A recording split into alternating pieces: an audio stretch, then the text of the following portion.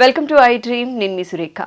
కంటి మసక సమస్యతో చాలా మంది బాధపడుతూ ఉన్నారు. అయితే ఇది తగ్గాలి అంటే ఇంట్లోనే ఎలాంటి రెమెడీస్ పాటించాలి ఇవాళ తెలుసుకుందాం. ఈరోజు మనతో పాటు ఉన్నారు ప్రముఖ నాన్ సర్జికల్ ఆయుర్వేదిక్ డాక్టర్, సురక్ష ఆయుర్వేదిక్ క్లినిక్ ఫౌండర్ డాక్టర్ పూర్ణ రాజేశ్వరి గారు. వారితో మాట్లాడదాం. నమస్కారం అండి. నమస్తే అమ్మా. ఎలా ఉన్నారు? బాగున్నామ్మా, థ్యాంక్ యూ. అమ్మ, జనరలీ ఏంటి అంటే ఇప్పుడు కంటి మసక బారిపోయింది, మసక బారిపోతుంది, మసకగా కనిపిస్తుంది అంటున్నారు. ఆపరేషన్స్ వరకు వెళ్తూ ఉన్నారు. అయితే ఈ సమస్య బారిన పడకుండా ఉండాలి అంటే ఎలాంటి జాగ్రత్తలు తీసుకోవాలంటారమ్మా ఒక ఆయుర్వేదిక్ డాక్టర్గా మీరు? అంటే కంటి గురించి సర్వేంద్రియాణం నయనం ప్రధానం అంటాం కదమ్మా. అంటే మనకి ఇంద్రియాలు పంచ జ్ఞానేంద్రియాలు, పంచ కర్మేంద్రియాలు అని చెప్పేసి 10 రకాల ఇంద్రియాలు ఉంటాయి అన్నమాట. సో ఇంద్రియాలు అంటే వాటి ద్వారా మనకి రిసెప్టర్స్, మనకి బాడీకి కావాల్సిన సెన్సేషన్ రిపర్. ఇది ఐస్ ఉన్నాయనుకోండి, చూపు చూడడం వల్ల మనకి చాలా నాలెడ్జ్ వస్తుంది, చెవులు వినడం వల్ల చాలా నాలెడ్జ్ వస్తుంది. మాస్టర్ చెప్పే పాఠాలన్నీ చెవుల్లో నుంచి కదా ఉంటాం. అలాగే నాలుక ద్వారా టేస్ట్ తెలుస్తుంది, చర్మం ద్వారా స్పర్శ, ఇలా అన్ని జ్ఞానేంద్రియాలు కర్మేంద్రియాల వల్ల మనకి రిసెప్టర్స్ అన్నమాట, బాడీలో మనకి నాలెడ్జ్ని క్రియేట్ చేసేవి అవి. సో వాటిల్లో సర్వేంద్రియాణం నయనం ప్రధానం అంటాం. అంటే ఈ 10 రకాల ఇంద్రియాల్లో కళ్ళు చాలా ముఖ్యమైన. కళ్ళు ఒక్క చూపు చూస్తే మొత్తం నాలెడ్జ్ వచ్చేస్తుంది కదా. ఒక్కసారి కళ్ళు మూసుకుంటే అసలు ఏం కనపడదు, దేవుడు తప్పించి ఆ దైవత్వం శక్తి తప్పించి ఇంకా వేరే ఏం కనపడదు మనకి. సో అందుచేత ఏంటంటే కళ్ళని చాలా జాగ్రత్తగా కాపాడుకోవాలి. అది ఏంటంటే మనకి దురదృష్టం అనుకోవాలి. మనం చాలా అభివృద్ధి చెందుతున్నాం అంటే అసలు ఎంత నాలెడ్జ్ అంటే సో మచ్ ఆఫ్ నాలెడ్జ్ మనకి తెల్లారేసరికి వచ్చేస్తుంది. ఫోన్స్ ద్వారా కానీ, లేకపోతే టీవీ ద్వారా కానీ, న్యూస్ పేపర్ ద్వారా కానీ సో మచ్ ఆఫ్ నాలెడ్జ్ వచ్చేస్తుంది. అంటే మోర్ దెన్ సఫిషియెంట్ నాలెడ్జ్ అనమాట. సో అందులో కళ్ళతోటి ఎక్కువగా మనం నాలెడ్జ్ని, పేపర్ చదవాలన్నా కళ్ళే చూస్తాం, టీవీ చూడాలన్నా కళ్ళే అవసరం, నెట్లో ఏది ఇన్ఫర్మేషన్ కావాలన్నా కానీ, సెల్ ఎక్కువ వాడాలన్నా కూడా కళ్ళే ముఖ్యం అనమాట. సో అందుచేత మనకు తెలియకుండా కళ్ళని ఎక్కువగా ఉపయోగించడం అనేది ఫస్ట్ ఫ్యాక్టర్. సో మనకి ఏంటంటే ఎందుకు ఇలాగ అవుతుంది కళ్ళు మసకబారటం అనే దాంట్లో కంటిని ఎక్కువ ఉపయోగించడం, ఏదైనా అతిగా మనం వాడితే అది డ్యామేజ్ అవ్వడం సహజంగా, దేనికైనా దాని లిమిట్స్ దానికి ఉంటాయి. సో మనం టేస్ట్ బాగుంది కానీ ఎక్కువ తినేసిస్తే అది డైజెస్ట్ చేయలేక పొట్ట ఎలా అయితే ఇబ్బంది పడి పైకి కిందకి వెళ్ళిపోయి వాంతులు అయిపోయి మోషన్స్ అయిపోయి నానా గందరగోళాలు అవుతాయి. ఎలాగో కళ్ళు కూడా ఎక్కువ వాడడం వలన ఆ రిస్క్ ఉంటుంది. సో అది ఫస్ట్ ఫ్యాక్ట్ మనం ఒప్పుకోవాలి. తర్వాత సెకండ్ ఫ్యాక్ట్ ఏంటంటే డైట్లో మనకి సరైనటువంటి న్యూట్రిషియస్ ఫుడ్ లేకపోవడం వల్ల కూడా కళ్ళు వీక్ అవుతాయి. కంటి రెటీనాకి కానీ, కంటి సెల్స్కి కానీ, వాటన్నిటికీ కూడా మనకి ఇంబ్యాలెన్స్ అనేది వచ్చేస్తామంట సరైనటువంటి ఆహారం లేకపోవడం. అలాగే సరైనటువంటి వ్యాయామం, మనకి వ్యాయామం కూడా కంటికి స్పెషల్ వ్యాయామాలు, ఎక్సర్సైజులు ఉంటాయి.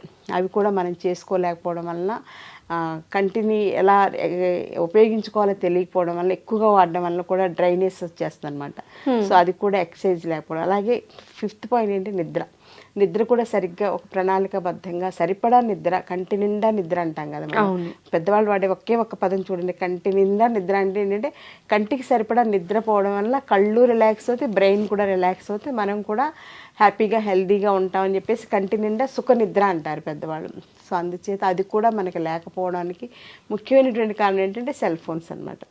సో సెల్ ఫోన్స్ మనకి మెయిన్ కారణం. కంటికి ఒక దెయ్యం లాంటిది, ఒక ఈవిల్ లాంటిది ఏంటి అంటే సెల్ ఫోన్ అనమాట. అంటే ఎంత అడిక్షన్ అంటే ఒక్క వీడియో ఆన్ చేస్తే దాని మీద ఒక 100 వీడియోలు వచ్చేస్తాయి. వాళ్ళు ఏం చెప్తున్నారు, వీళ్ళు ఏం చెప్తున్నారు, ఈవెన్ స్పిరిచువల్. ఇంకో 5 minutes చూసి పెట్టేద్దాం అనుకుంటూనే అది 15 minutes అవుతుందో తెలియదు, ఎంతసేపు అవుతుందో తెలియదు. అదే దాని మీద ఈ ప్రవచనాలు చెప్పేవాళ్ళు ఏం చెప్పారని చూస్తే ఇంకోటి వచ్చేసి అలా ఇదేంటి అలా వింటూ ఇంకా నిద్ర ఉండదు, ఇంకేం ఉండదు అనమాట. సో అది మెయిన్ కారణం. అందుచేత అవి వదలడం అనేది, నిదాన పరివర్జనం అనేది చాలా ఇంపార్టెంట్. ఆయుర్వేదంలో ఏంటంటే ఏదైనా ఒక ప్రాబ్లం వస్తుందంటే దానికి కారణం ఏంటనేది మనకే అర్థమవుతుంది మనం దృష్టి పెడితే. అంటే యాజ్ ఏ పేషెంట్కి అర్థమవుతుంది ఎక్కడ ప్రాబ్లం ఉంది. ఇప్పుడు సపోజ్ సైనజైటిస్ కానీ, ఆస్మా కానీ ఇలాంటి ప్రాబ్లమ్స్ ఉన్న వాళ్ళకి కారణం ఏంటని ఆలోచిస్తే చలిగాలికి ఎక్స్పోజ్ అవ్వడం, వర్షానికి ఎక్స్పోజ్ అవ్వడం, లేకపోతే చల్లటివి ఫ్రిడ్జ్లో ఎక్కువ వాడడం, కూల్ డ్రింక్స్ ఎక్కువ వాడడం, ఇవి ముఖ్యమైన కారణాలు కదా. సో ఆ కారణాలు అవాయిడ్ చేసేస్తే వాళ్ళ సగం జబ్బు తగ్గిపోతుంది అనమాట. అలాగే కంటి చూపు మసకబారడానికి ముఖ్యమైనటువంటి కారణం ఏంటని ఆలోచిస్తే ఈ సెల్ ఫోన్స్ ఎక్కువగా వాడడం, లేదా ఆడవాళ్ళు అయితే టీవీ ఎక్కువగా చూస్తూ ఉంటారు, ఇంకా అలా సీరియల్స్కి అడిక్ట్ అయిపోయి చూసేస్తూ ఉంటారు కదా. ఇవాళ ఏమైందో, రేపేమంటాడో, రేపేమవుతుందో అని చెప్పి ఏవో ఉంటాయి కదా, ఎవరి ఇది వాళ్ళది.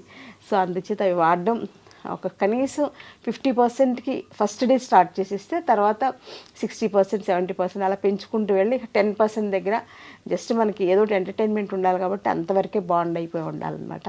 అది ఫస్ట్ పాయింట్. ఇంకా తర్వాత ఆయుర్వేదం ఏంటంటే రెజ్యూనేట్ చేసేటువంటి గుణం ఆయుర్వేదం ఒక్కదానికే ఉంది వైద్యానికి. మీరు బయట ఏది చేసినా రిపేర్ చేస్తారు. డాక్టర్స్ బయట ఏంటంటే జ్వరం వస్తే దానికి పారాసెటమాల్ టాబ్లెట్స్ ఇవ్వడం ఇలాంటివి ఏవో చేస్తారు, లేకపోతే యాంటీబయాటిక్స్ వాడతారు, లేకపోతే స్టెరాయిడ్స్ వాడతారు, ఇంకా అవసరం అంటే సర్జరీ చేసి రిపేర్ చేసేస్తారు. ఆ శాస్త్రానికి అంతవరకే లిమిటేషన్ ఉంది. కానీ ఆయుర్వేదానికి అలా కాదు. ఆయుర్వేదానికి ఏంటంటే లైఫ్ని ఇచ్చేటువంటి శక్తి ఉంది. అంటే రెజ్యూనేట్ చేసేది, రిపేర్ చేసేటువంటి శక్తిని 10 times మనం పెంచుకోవచ్చు అనమాట. రెజ్యూనేట్ చేయడం అంటే రీజనరేట్ చేయడం.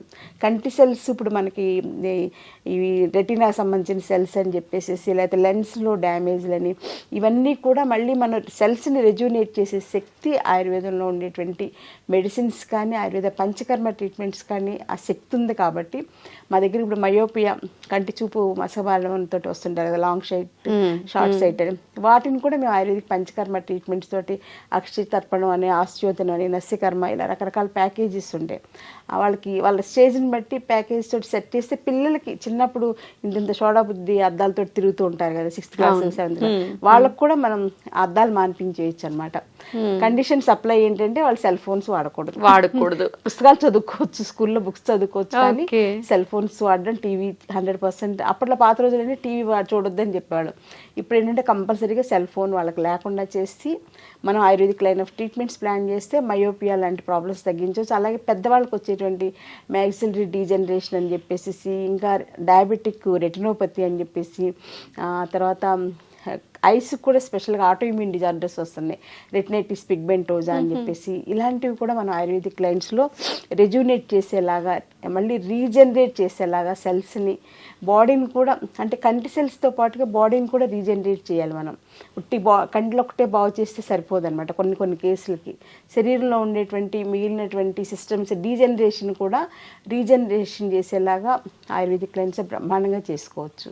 సో అంటే ఆయుర్వేదం అనేది ఏదో చిట్కా వైద్యమో లేకపోతే ఏదో చిన్న మందులు వాడేస్తే సరిపోతుంది అనేది ప్రివెంటివ్ కేర్లోకి వస్తుంది. గృహ వైద్యంగా ప్రివెంటివ్ కేర్గా మనం అలా చేసుకోవచ్చు. కానీ అట్ ది సేమ్ టైం ఎంత బ్యూటిఫుల్ ప్రాబ్లం అయినా సరే అంటే అసలు నా జీవితం నాకు 81లో ఆయుర్వేదం నా జీవితంలోకి ఎంటర్ అయింది. నేను 81లో మెడిసిన్ జాయిన్ అయ్యాను. మా బ్యాచ్ నుంచి ఎంసెట్లో ఎంట్రన్స్ పెట్టేసి సెలెక్షన్ అనేది స్టార్ట్ చేశాను.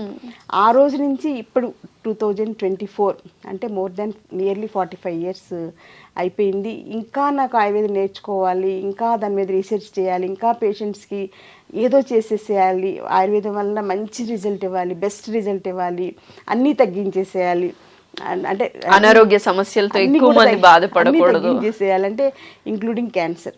సో ఆటోఇమ్యూన్ డిజార్డర్స్ కానీ ఇంక్లూడింగ్ క్యాన్సర్ అనేవి భయంకరమైనటువంటి వ్యాధులు, డయాబెటీస్ కన్నా చాలా పెద్ద ప్రాబ్లమ్స్ అన్నమాట. ఇప్పుడు వాటికి కూడా నేను ఆయుర్వేదిక్ లైన్స్లో బ్రహ్మాండంగా చేస్తాను. అలాగే సెరిబ్రల్ పాలసీ పిల్లలు, నడవలేని పిల్లలు, మాటలు రాని పిల్లలకు కూడా మంచి ట్రీట్మెంట్స్ తోటి 3 to 6 monthsలో నార్మల్ చైల్డ్ అవుతున్నారు. సో ఇలా రిజోనేట్ చేసేది, రీజనరేట్ చేసేది, డీజనరేషన్ తగ్గించేటువంటి వైద్య వ్యవస్థ ఏది అంటే ఆయుర్వేదం. సో ఎందుకంటే అది దైవానికి సంబంధించిన వైద్యం కాబట్టి దేవలోకంలో ఉన్నటువంటి వైద్యాన్ని భరద్వాజ మహర్షి మన భూమి మీద తీసుకొచ్చారు. అంత గొప్ప శాస్త్రం కాబట్టి అందులో అంత వైబిలిటీ ఉంది. ఇన్ని 5000 సంవత్సరాలైనా ఛాలెంజింగ్గా ఇప్పటికీ బ్రహ్మాండంగా చేస్తున్నాం, సర్వైవ్ అవుతున్నాం. ఇప్పుడు మళ్ళీ మనకి గవర్నమెంట్ మోడీ గారి సపోర్ట్ చాలా బాగుండటం వలన ఆయుర్వేదానికి గోల్డెన్ పీరియడ్ ఆఫ్ ఆయుర్వేద అనేది ముందు నా కళ్ళకైతే బాగా కనిపిస్తుంది. సో కంటి చూపు మీరు అడిగినట్లుగా మసకబారడం, వీటికి సింపుల్ రెసిపీస్ ఇంట్లో చేసుకునేది ఏంటి అనేది మనం గృహవైద్యంగా కూడా కొన్ని చెప్పాలి. ఎందుకంటే అవి పాటిస్తేనే వాళ్ళకి దాని మీద నమ్మకం అనేది కలుగుతుంది. అందుచేత దానికి ఏంటంటే రోజు పొద్దున్నే ఉసిరి చూర్ణం ఒక 1/2 స్పూన్ ఉసిరి చూర్ణం తీసుకుని అందులో కొంచెం తేనె కలుపుకొని ప్రొద్దున్నే పరగడుపున నోట్లో 4కి అప్లై చేసుకుని నెమ్మదిగా చప్పరిస్తూ మింగేసేయాలి. ఉసిరి చూర్ణం అనేది చాలా ఇంపార్టెంట్ అమ్మ.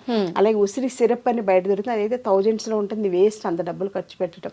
ఉసిరికాయలు దొరికే సీజన్లో మనమే ఎండబెట్టుకుని ఉసిరి చూర్ణం తయారు చేసుకోవచ్చు, లేదా మార్కెట్లో దొరికేదైనా కొంతవరకు ఓకే. అది సింపుల్, ఈజీ అనమాట.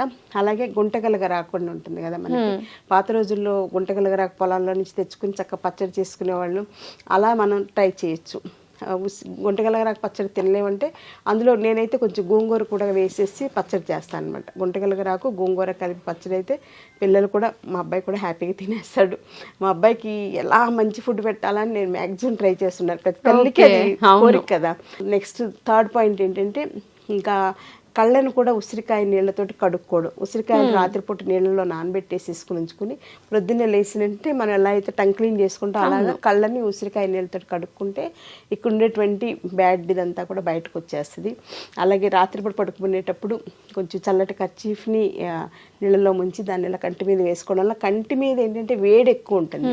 కంట్లో ఆలోచక పిత్తం అని మనకు 5 రకాల పిత్తాలు ఉంటాయి శరీరంలో.